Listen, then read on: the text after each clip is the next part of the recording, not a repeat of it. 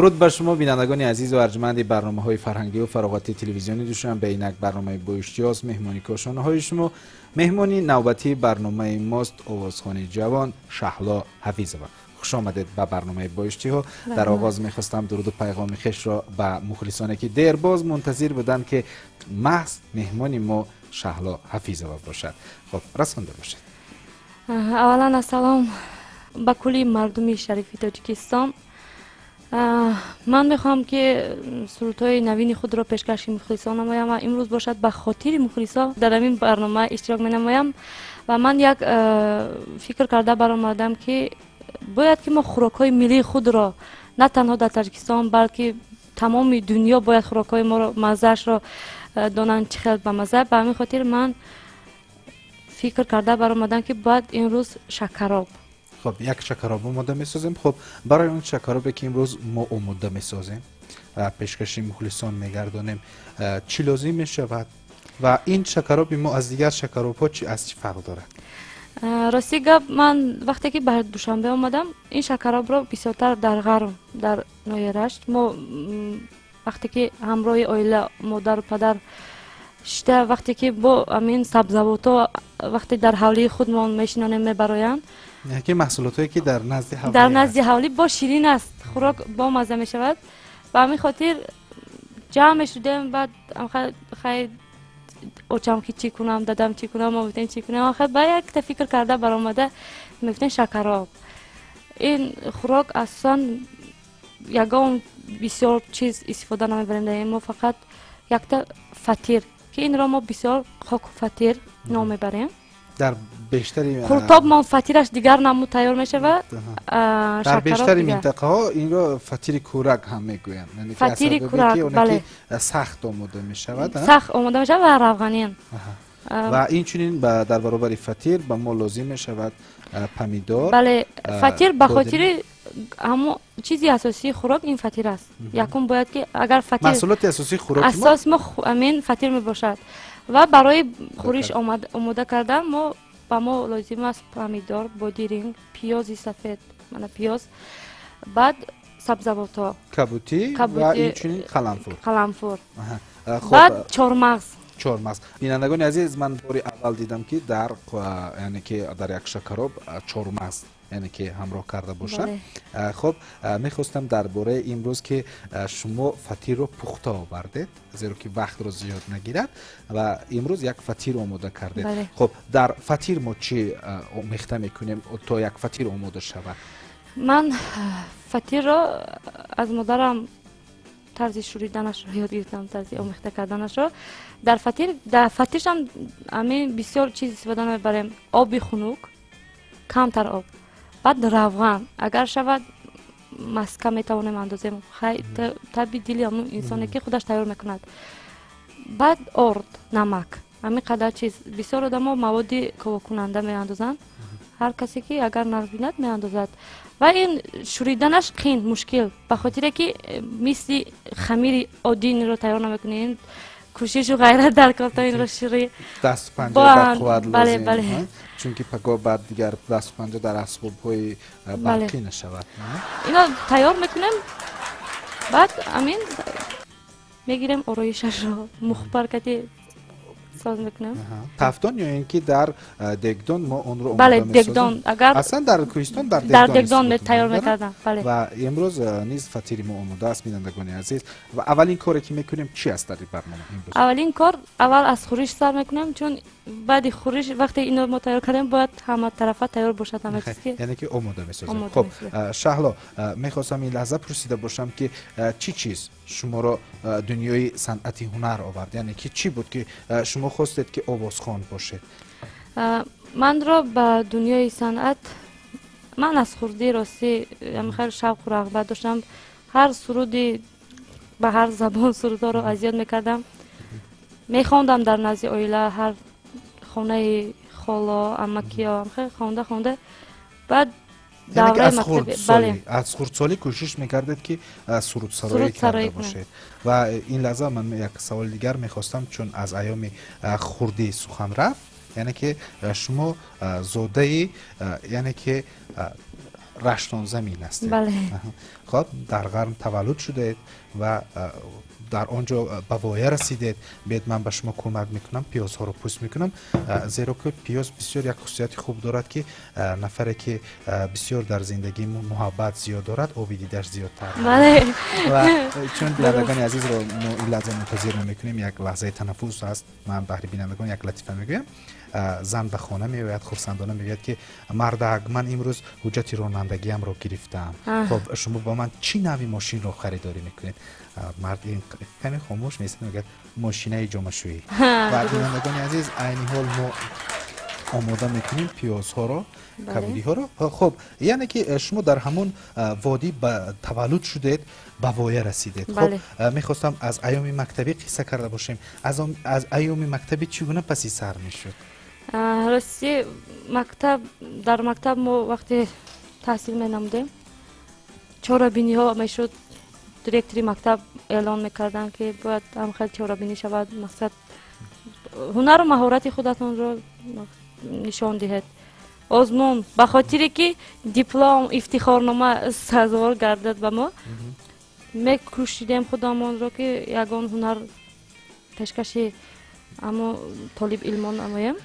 همین در من در همه قریب چهاربینی های فرهنگی حکومتی در ناحیه مکتب یگان چهاربینی به من نمیگذشت. باور کنید احسن میگویم من به شما، چون که این واقعا سری من هم گذشته است. مثلا وقتی که میدیدم که درس کمی دشواری میکند، حتما به معلم میگفتم که مرا به چهاربینی دعوت کردن. شما این منم مشکل بود وقتی میرفتم همراه هم صنفان میشدم، هم صنفان درس جواب میدادم، من گاه وقت میتوانیدم گاه وقت نه، بعد استاد جنگ میکردن که چرا به درس ایاب نه، میگفتن که من این روز در همین کنسرت، یعنی که من در چهاربینی بند بودم یا بند بودم، لیکن سیاست استاد باید باشد، نباشد از کجا؟ ما فیزیکا و خیمیا را و بینندگان عزیز بهترین خوراک اون است که وقتی که پیاز آب چشم انسان رو از دیده‌اش میبرارد، از شما قریب. خب یعنی که از همین جا مهر محبت زیاد بود. خب در محفل های مکتبی شامل بوده، حتی در محفل هایی که در حدود ناحیه برگزار میگرده.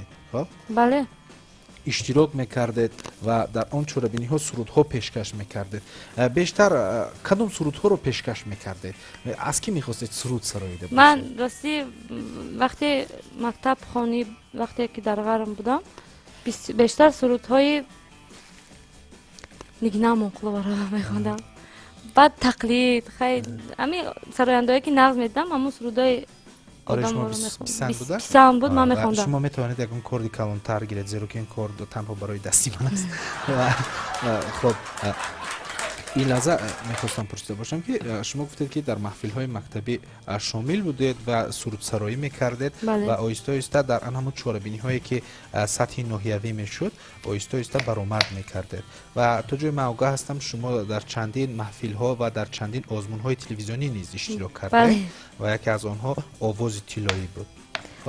اما آواز طلایی سالی نمیدونم نکاز یادم رفت. وقتی اشتراک کردم سرودی نگینه منقلو وطن، سرودی وطن تاجیکستان، همان سرود رو زمزمه کردم. وقت همین حکمون پای حیات مومینا بود، احسن خوندن آفرین گفتن. شما به دور شهری گذاشتید؟ من گفت شما رو در دور دوم در شهر دوشنبه انتظار، لیکن از سبب جفت کردن و از سبب کاری دیات نتوانستم. 2 سال اشتراک کردم گذاشتم اما نتوانستم با سبب همین. یعنی که غالبیت در یک ناحیه به دست آوردن این هم موفقیت است. یعنی که فهمیدن لازم میشود. شاید همون روزی آزمون یک مشکلات میبراید که انسان نمیتواند اشتراک کردن، اما شما رو افتاده نشدید. و خب میخواستم این لحظه ان همون سرودی که مثلا شما رو آورد از یک کوهستان به یک صحنه های بزرگ، یک سرودی یعنی که استاد عبدالله نظریف بود که شما در تار یک کوه سراییدید. میخواستیم در اطراف تولید همین سرود صحبت کنیم که چگونه مثلا کی پیشنهاد کرد، چگونه ثبت شد و چگونه همین نوار برداری شد. میخواستیم اطراف همین صحبت کرده باشه. من از ба фикрам ман аз мактаб баромадам, аз дарс буд шуд. нохост мактаби шаҳракда мехондам, мактаби рақами 1. нохост муовини раис ноҳия фарёд мекунад ки шаҳло назди ман биё, меравам, бояд ки сёмка кунем. ман оли тайёр не. яъне ки овоз оли аллакай суруд сабт нашуда не, буд? суруд сабт шудагӣ. яъне ки шумо пештар ин сурудро сабт карда бале, будед? сабт тайёр намуда дар будам. чорабиниҳо месароидед? бале, бале. гуфтам ки вай аз шаҳр омадагӣ ба хотири навор гирифтан бояд ки ягон суруд хони шумо. ман гуфтам ман тайёр не. либосҳои мактаби мактабда якта чорабинӣ буд, шерхонӣ. ман ҳамун рӯз либоси мактаби неу якта либосиам хел барои мағз, барои чорабинӣ бабар карда будам. ҳамин хел гирифта бурдан ҳоед. рафтем навор гирифтан суруди имрӯзки соқӣ чаман наргиси маст.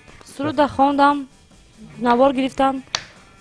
баъд ман боварӣ надоштам. як вақт нигоҳ мекунам дар телевизион, паси ҳам нишон медод.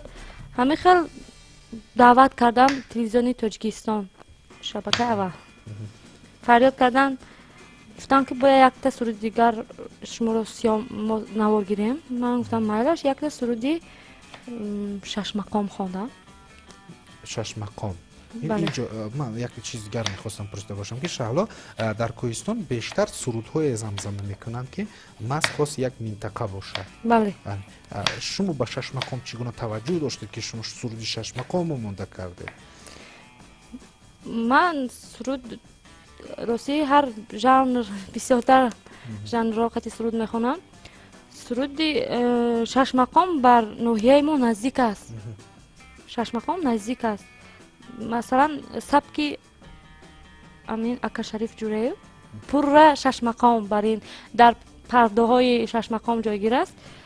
суруди вай мақдамат э ҳузури мақдамат амин сурудо гӯш карда бошад, шириниёи шашмақом ба гӯш мерасад дар ин сурудҳо.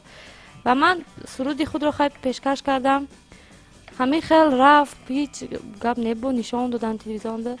ин лаҳза метавонем пораи аз ҳамун суруде ки дар Кӯҳистон сароида будед, бале, аз он баҳри бинандагон сароида бошед.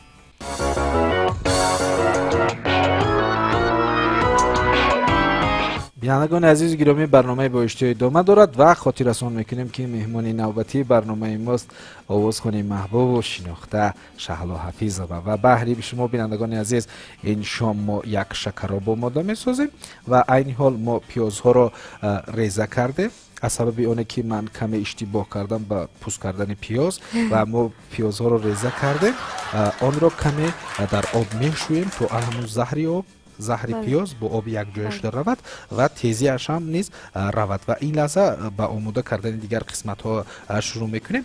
яъне ки шумо дар овози тиллоӣ гуфтед ки иштирок кардед пас аз оне ки ин суруди шумо баромад. хоб, яъне ки сурудҳои аллакай дуюм шуд, дар шабакаи якуми телевизиони Тоҷикистон пахш шуд. яъне ки шумо баргаштед ба ғарб. хоб, баъдтар шуморо боз даъват карданд дар рӯзи милитсия. хоб, аллакай шумо суруд бо худ доштед ё ки медонистед ки ҳамин суруд маҳз дар ҳамин консерт яъне ки интихоб мешавад? ман вақте ки даъват карданд намедонистам рости кадом сурудро мегиранд. баъд гуфтанд ки суруди ака Шариф Ҷуреев, ҳамун суруда бояд хонед, ин вай шудагӣ гуфтагӣ.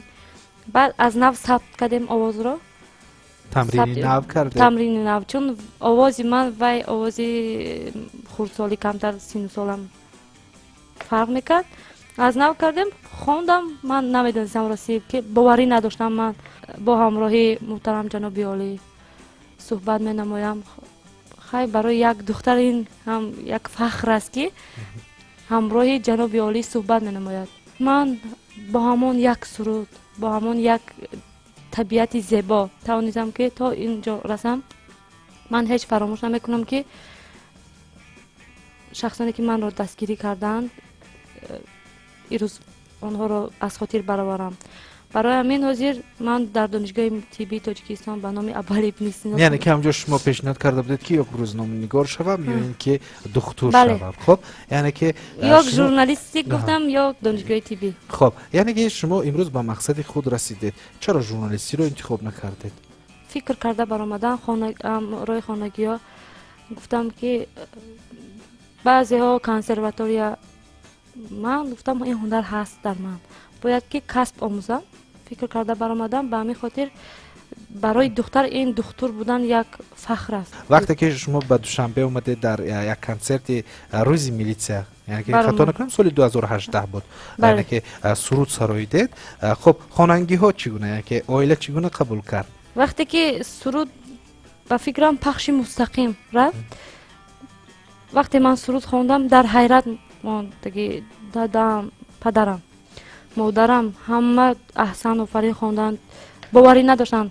اوچم گریهش آمد، مادرم گریهش آمد، باوری نداشتند. مرا دعای نیک دادن، گفتند که بگذار در همین راه همه وقت میخل انسان مانی خاکسار به قله های بلند روی. با دعای پدر و مادر به همینجا رسیدیم. خب شهلا بانو، من این لحظه دیگر میخواستم از تو پرسیده باشم که مبادا خانه شما یگان مهمان آمد و شما رو گویند که چنین یک شکراب آماده کنن، شما در چند ساعت آماده میکنید؟ و فکر میکنم که این حال ما کمی تیزتر، این حال ما همون پیاز ها رو ریزه نمودیم، یعنی که از بالایش باز بادرینگ ها رو ریزه میکنیم و آهسته آهسته به قسمت دیگری یعنی که خوراک آماده کرده می شود. یعنی که در اینجا شما به خانه برگشتید و پدر و مادر خرسند بودند. بله. یعنی که شهلا توانست که در یک صحنه با نفوذ همراهی استادان سند، یعنی که در اونجا اشتراک کرده باشد، سرودی خود رو سراییده باشد و از اینجا شما تصمیم گرفتید که دیگر سرودهای مستقل خود رو ایجاد کرده باشید و پیشکش کرده باشید. بله. خب من تا جای من آگاه هستم اکثر سرایندگانی که لطیف هستند، یعنی که زن هستند، اجراکار هستند. همین خیلی است. بله. یعنی که آهنگسازان، هنرمندان، بسته‌کاران سرود رو بست و بند میکنن و میدونن که به صدای همین هنرمند یعنی که مطابق است. بله. یعنی پیشنهاد میکنن و اون سرود رو همون یعنی که زن یا که همون سراینده میسراید، وصل میکند و تا چی اندازه از عهده سراییدن چنین سرود میبراید. خب من میخواستم پرسیده باشم که شما تنها در مکتب میانه تحصیل میکردید یا اینکه در همون مرکزهای کودکان و نورسان یا اینکه مکتب موسیقی هم تحصیل کرده بودید؟ من مکتب موسیقی به نام استاد شادروان ظفر نازیم ختم کردم.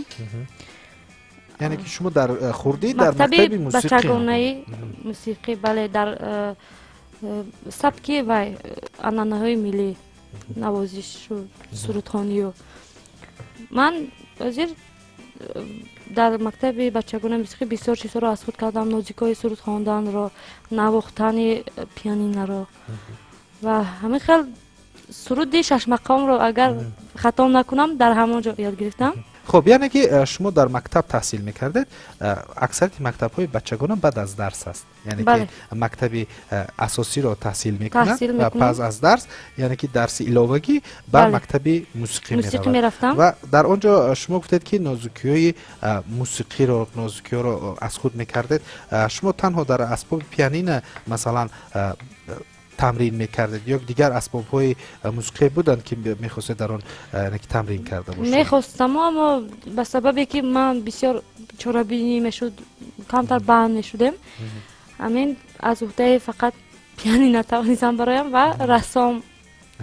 شما به دو محفل شامل بودید، هم رسامی بله. و هم اسباب پیانینه و بعد سرودخوانی. یعنی که اساسی همین سرودخوانی اگر گیریم مگر از خود همین اسباب موسیقی شروع می شود. بله. یعنی من که تمام سرود، تمام بستوبند آهنگ ها مست توسط موسیقی نباشد، موسیقی و همین اسباب است، یعنی که آغاز می گردد، ایجاد می گردد و نفری که در این علم رو یعنی که آموخت، این اسباب رو آموخت، میتواند که مستقلانه الکی سرود سراید و سرودهای استادها رو زمزمه کرده باشد. خب بینندگان عزیز رو منتظر میکنیم. این لحظه فکر میکنم که وقتی آن فرا رسید که باز بهر بینندگان از دیگر سرودهای خود پیشکش میکنه.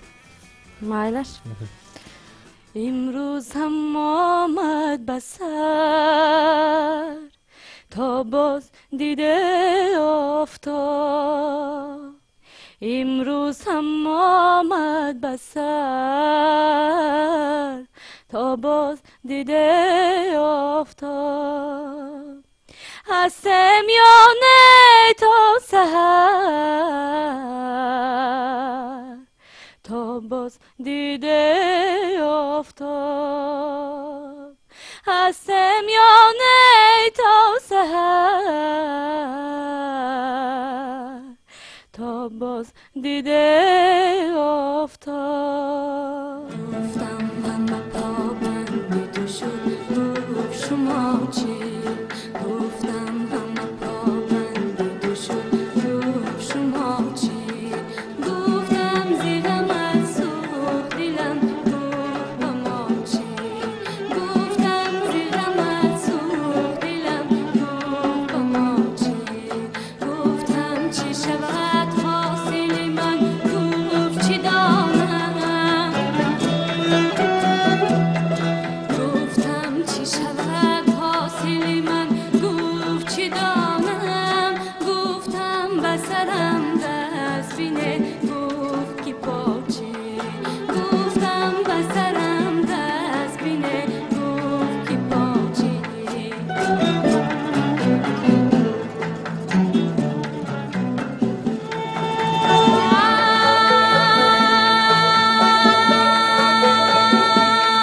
گفتم چی دیم بوسدهی گفت کی جان ده گفتم چی دیم بوسدهی گفت کی جان ده گفتم بکشیم روز مرا گفت پگاه چی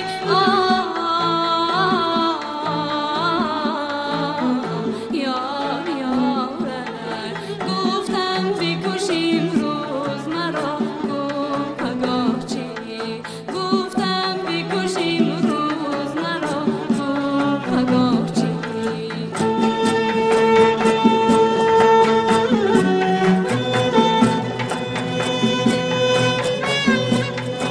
گفتم دلم آباد بکن گفت چی در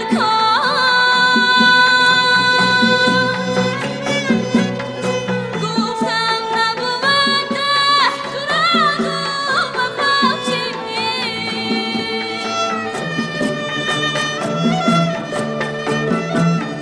گفتم که بود عاشق تو گفت که صفا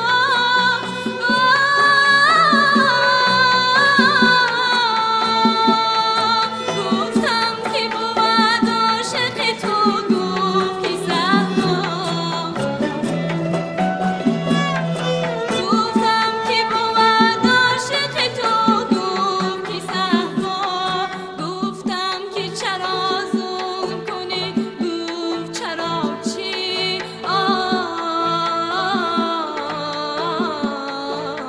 یار گفتم که چرا زون کنی گفت چرا چی گفتم که چرا زون کنی گفت چرا چی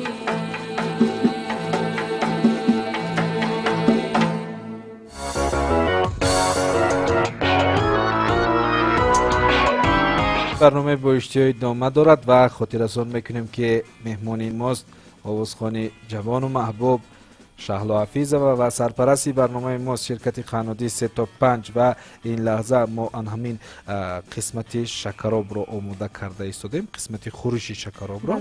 خب شهلا صحبت ما در آنجای موند که یعنی که شما گفتید هنگام خرد بودن در مکتب موسیقی تحصیل کرده. بله یعنی از بعدتر صنف پنجم از صنف پنجم تا یازدهم. و شما از صنف چندم به دوشنبه آمده؟ من از صنف هفتم چهاربینی باغ ایران و روزهای فرهنگی ناحیه رشت برگزار گردید آمده بودم. همین سرودی امروز که ساقی شعر استاد عبدالله نظیری را خواندگی بودم و اینچنین در همین آزمون‌های اشتراک نمودم. سپس در صنف 11 با جناب عالی صحبت نمودم و من را به دانشگاه داخل نمودن. اینک حاضر من دانشجوی کورسیدیم هستید. خب یعنی که شما در مکتب میانه من فکر میکنم که نفره که این راه رو پیشه میکند راهی طب بودن، راهی دکتر بودن، حتما که فنهای بیولوژی رو بیشتر خوانده است و در دل شما یعنی که از خوردی هوس داشتید که بله. شما در آینده باید دکتر باشید. نه خب. من از خوردی نه. از کی در من دل شما شروع شد؟ راستی خیلی دلی کودکی هر خیلی چیز میخواد. اول گفتم من رسام میشوم. بعد از صنف 6 7 بالا گفتم معلمه زبان و ادبیات. من زبان و ادبیات رو به نهایت نقد میبینم. فنهای دوست می‌داشتم. و وقتی که همین صنف 10 و 11 شدم خواستم که دکتر شوم. 2 سال در 2 سال من فکر عقیده خود را برآوردم به پورگی و کسب دکتری را نیز انتخاب کردم. این حال چی کارو باید به انجام رسونیم؟ این حال کبودی ها رو تیار می نمایم. اول ما کبودی ها رو میشوییم. بله. نمی‌طور نیست؟ اینش همه خیلی می‌ایستد.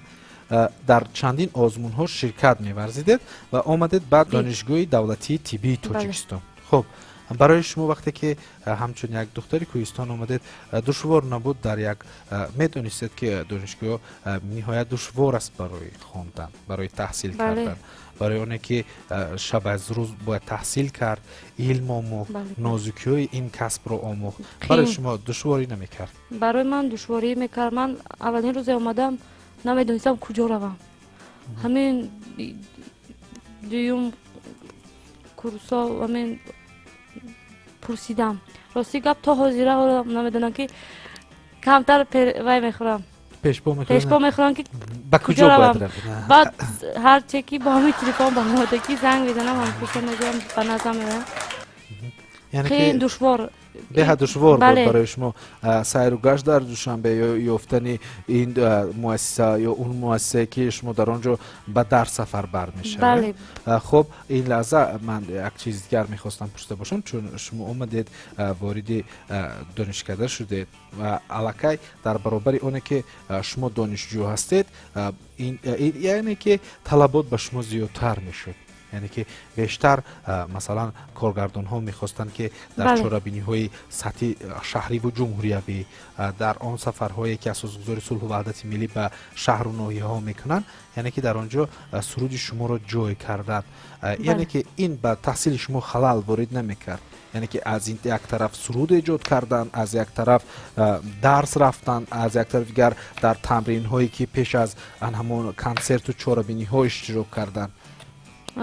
خلال میرساند، لیکن باید من هم باید که من این طرف رو هم بینم دکتری، برای که وقتی من طبیب شوم نزد من انسان میایستد و همین خاطر بعضی راستیگه ممکن از من خفه بعضی شده که بعضی رنجیده که اما من گفتم من هم رو فهمید، لیکن کنسرت هایی که در سطح بلند گذاشته میشد من رو از درس آزاد می نمودن با فرمان رکتور دانشگاه.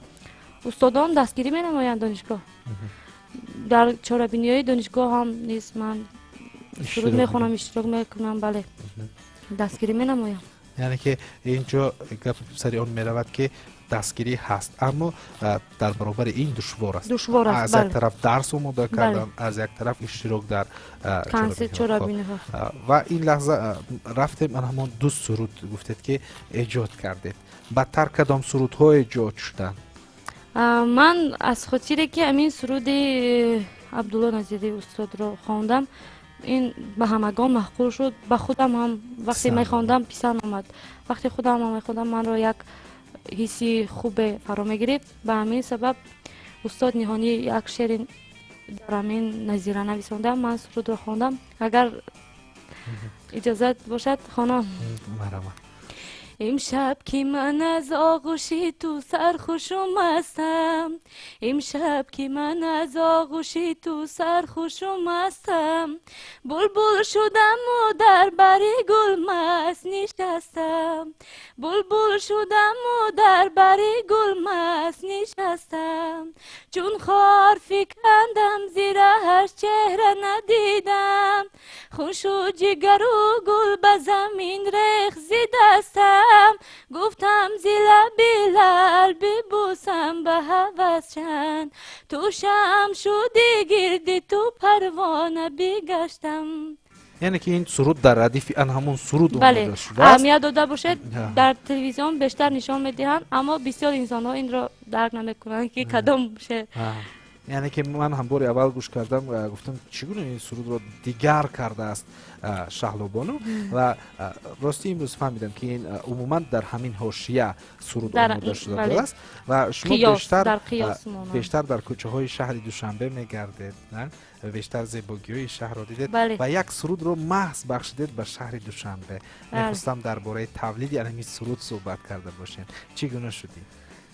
من راستی وقتی خالگی وقتی که میخوام هوای تازه گیرم به همین باغ کروشی کبیر که در نزد کنسرواتوری ملی جای گرفته است میایم، وقتی میبینم بسیار هنرمندان در اینجا سیر و گشت مینمایند، من هم خوشحال میشوم که تاجیکستان عزیزمون چنین باغ‌ها و گلگشت‌های زیبا دارد. به همین خاطر سرود تیار نمودم، پیشکش مخلصان گرداندم.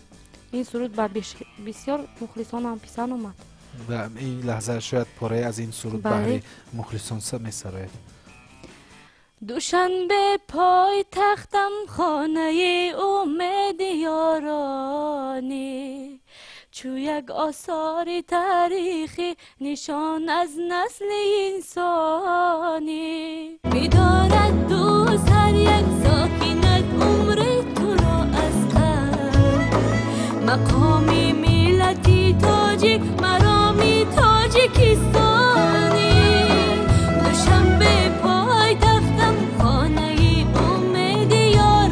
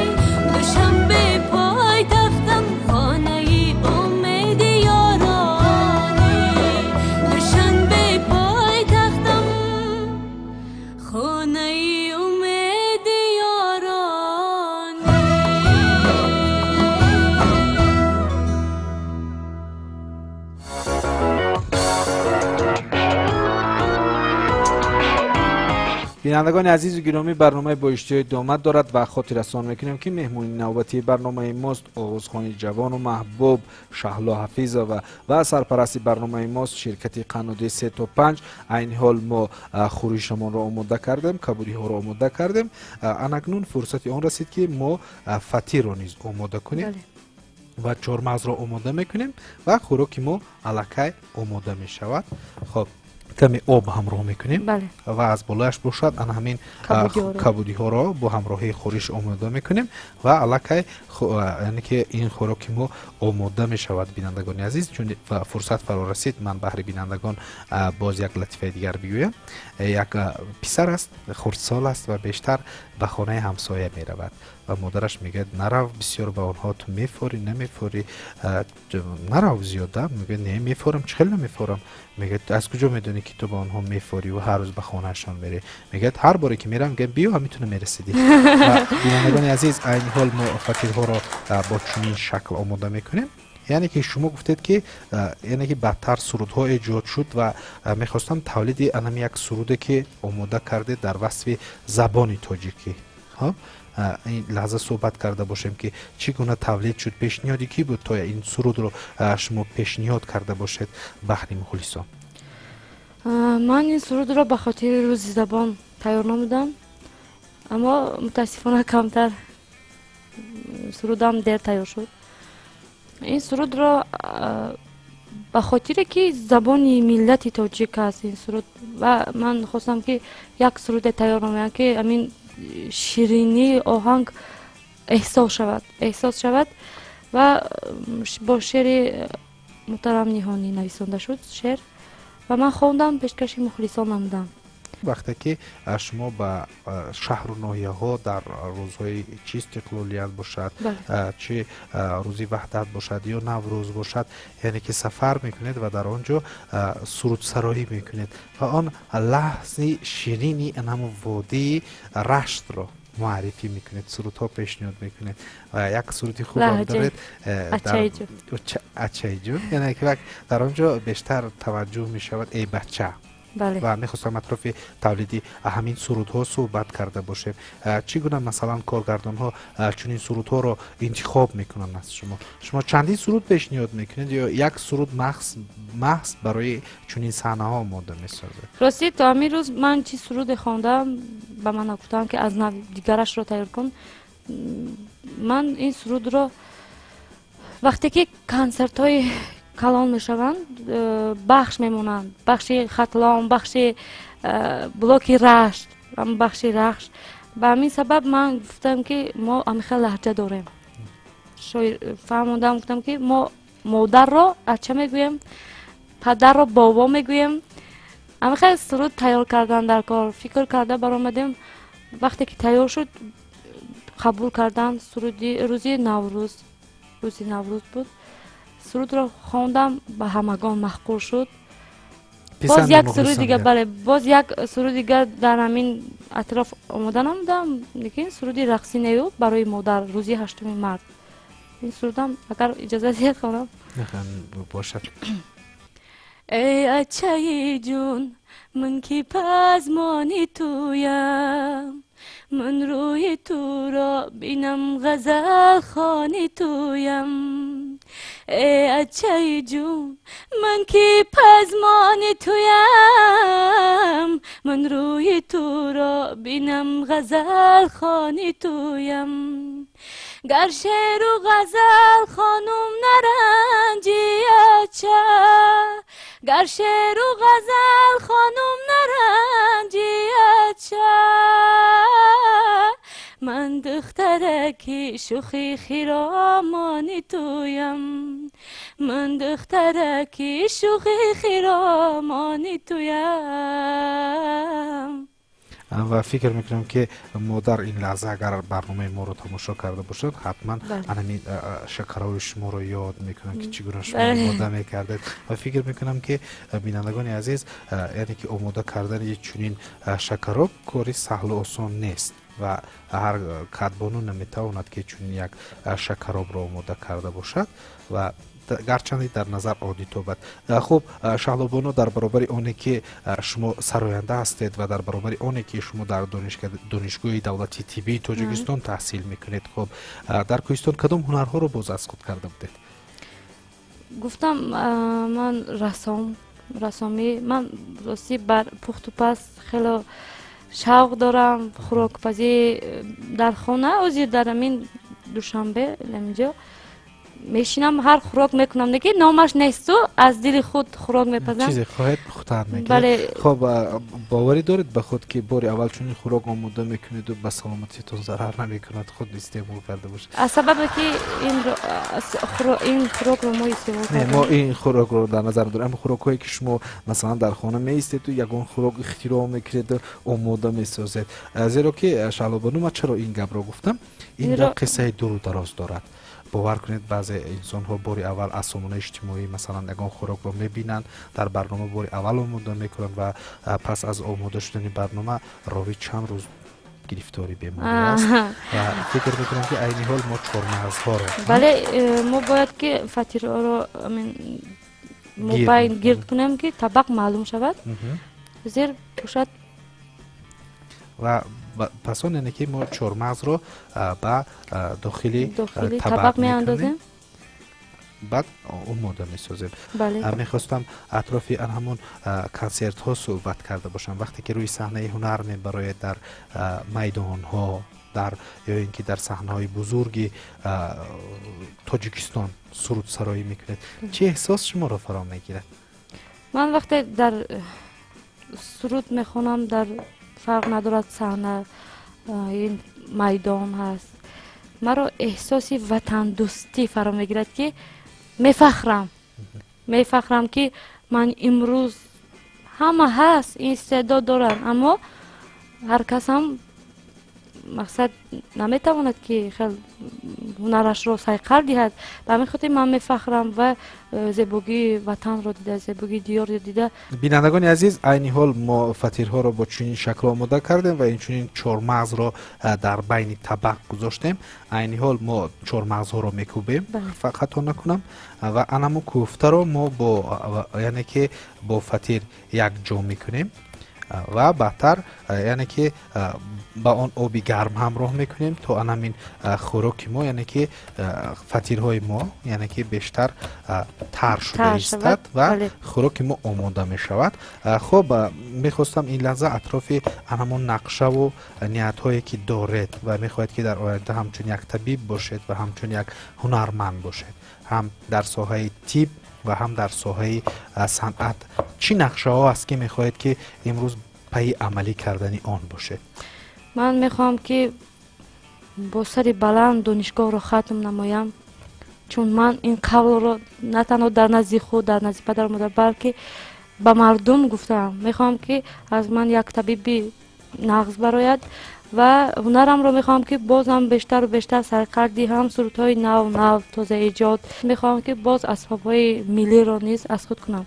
Бинандагони азиз, ин шакароб аз дигар шакаробҳо аз он фарқ мекунад ки мо чормағзро хуб мекӯбем дар дохили табақ ва лаззати ҳамон чормағз боз хӯроки моро болаззаттар мегардонад ва инчунин айни ҳол мо намак ҳамроҳ мекунем ва оби гарм камтар кабудӣ ҳамроҳ мекунем ва мешавад хӯроки мо омода. Хуб, Шаҳлобону гуфтед ки яъне ки дар оянда мехоҳед ки як табиб бошед ва инчунин ҳунари сарояндагии хешро идома дода бошед. бори пеш худ мақсад гузоштед ки баҳри он мухлисоне ки дилбохтаи санъати шумо ҳастанд, дилбохтаи ҳунари шумо ҳастанд, як консерти худро барпо карда бошед ва пешкаш карда бошед баҳри мухлисон. бале, оянда нақшаҳо ҳаст. ман асоси фикр карда истам ки бояд ягон ба алоҳидагӣ шабиҳ эҷодӣ кунам. метавонем ин лаҳза баҳри бинандагон бо суруд сароида бошем? албатта. مستم ز غم که هوش بگشت اختیار دل، مستم ز غم که هوش بگشت اختیار دل، باره نگفت یار چی حال است کار دل. مادر من مگو مچه مبنده اوگیده چه، مادر من مگو مچه مبنده اوگیده چه، فدر من مگو بابا